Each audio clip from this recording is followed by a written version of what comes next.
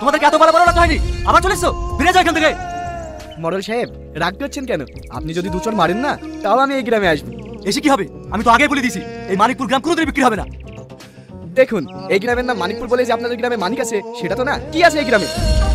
না আছে জলের ব্যবস্থা, না আছে বিদ্যুতের ব্যবস্থা, আর রাস্তা বর্ষা হলে তো এই গ্রামে কেউ আসতেই পারে না। একদম অচল গ্রাম। অচল গ্রাম তো তোমাদেরও তলব কিসের? আমি তো আগে বলে দিয়েছি এই মানিকপুর গ্রামে কোনোদিনই ফ্যাক্টরি হতে দেবো না। 2 গুণ টাকা দিও না। এই 2 গুণ করে 4 গুণ টাকা দিলে এই মানিকপুরের এক বিন্দু জমি বিক্রি হবে না। ভালোই ভালোই বলছি এখান থেকে চলে যা, না হলে না। আরে আপনি এত উত্তেজিত হচ্ছেন কেন? আমরা যাচ্ছি তো।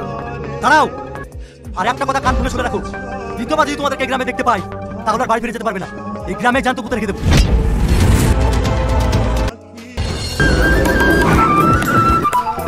মানিকপুর মোড়, মানিকপুর মোড়, নামো নামো নামো।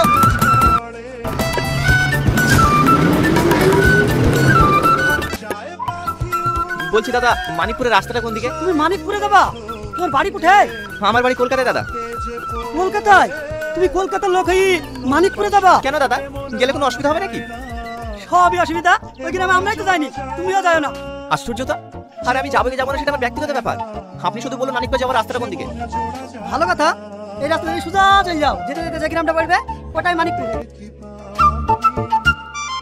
দাদা এই রাস্তায় কোনো গাড়ি চলাচল করে না? গাড়ি নাকি? এই রাস্তায় হেঁটে যেতে হবে, তাই দেখো গা। আরে গাড়ি চালানো তো কি হয়েছে, শহরের লোকদেরকে অত কমজোরি ভাবেন না, আমি হেঁটে চলে যেতে পারবো।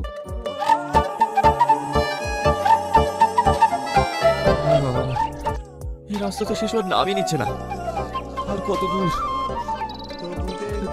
কি ব্যাপার, আপনি রাস্তায় শুয়ে আছেন কেন? বাপ, আমি খুব ভাবি গেছি, আমি আর বাড়ি যেতে পারছি না। আপনি কোথা থেকে আসছেন? বাজারে চাইটি গম পিসাই দিতে গেছিল, এই ভারী বস্তা নিয়ে আর বাড়ি যেতে পারছি না। আপনাকে কষ্ট করে নিয়ে যেতে হবে না, দিন বস্তাটা আমাকে দিন।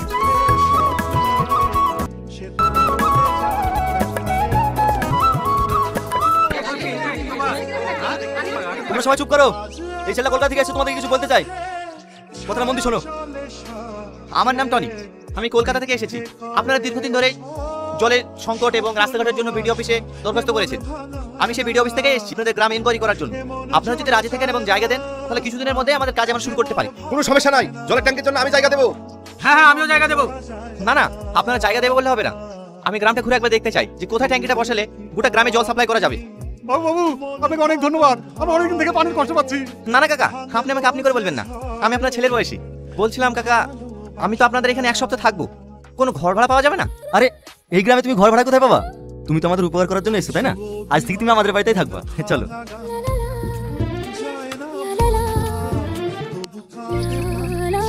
ওগো, স্যারকে খেতে দাও। আরে আপনি আমাকে স্যার বলছেন কেন?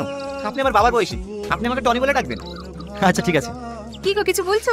অনেক বেলা হয়ে গেছে, টনিকে কিছু খেতে দাও। বাপ তুমি এখানে বসো, আমি তোমার লেগে খাবার নিয়ে আসি।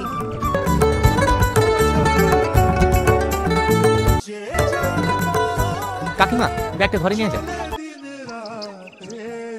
বুড়ি, মাছের বাটিটা নিয়ে আই তো।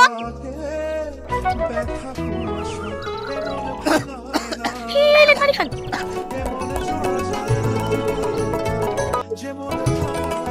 তুমি তুমি এ বাড়িতে? এইটা আমাদের বাড়ি। ও, বলছি আমাকে ক্ষমা করে দিয়েন। কিসের ক্ষমা?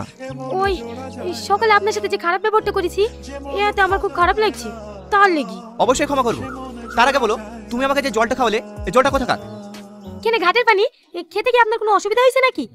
না না, অসুবিধা হবে কেন? ঠিক আছে। বুড়ি বুড়ি, মা ডাকছে, আসছি। দেন আমাকে দেন।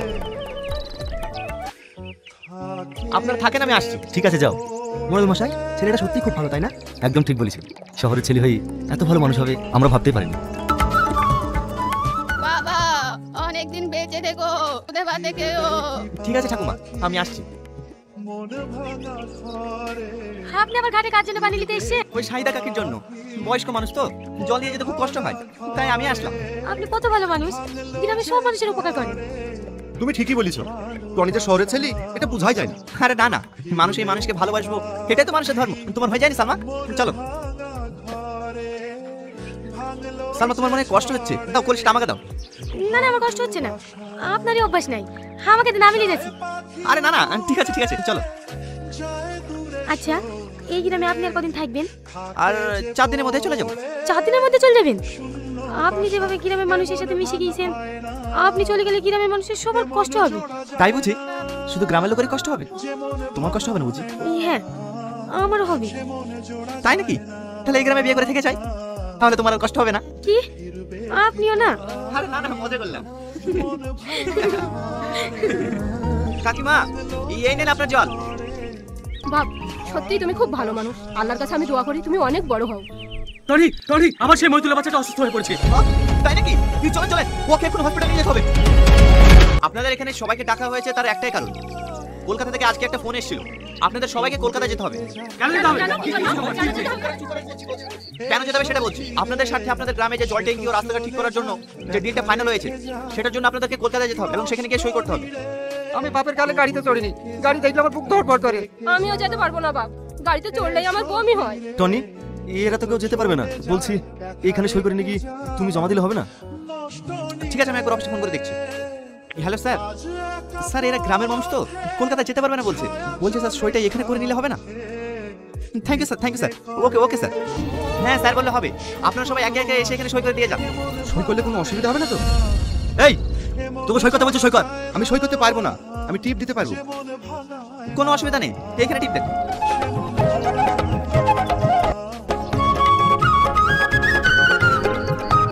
আর কেউ বাকি নেই তো? না না, আর কেউ বাকি নেই। আপনারা সবাই ভালো থাকেন, আমি আবার 2-3 দিনের মধ্যে আসবো। আসছি কাকিমা। মধু, তুমি রাস্তাঘাটে ভালোভাবে যেও। ঠিক আছে কাকিমা, আপনি একটু নিজের শরীরের যত্ন নেবেন। আমি আসছি তাহলে। ভালোভাবে যাও।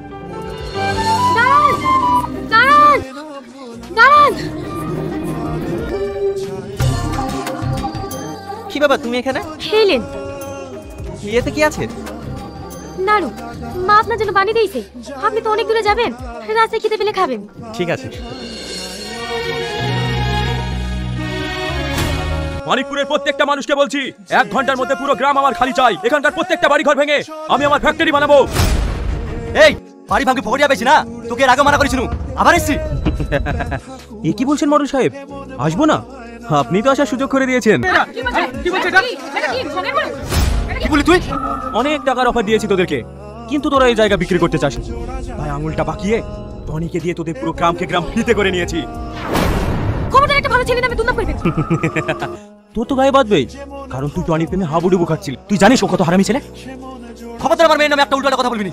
এই গ্রাম তো তোর নাম হয়ে গেছে, তার কি প্রমাণ আছে? প্রমাণ? এই দেখ প্রমাণ।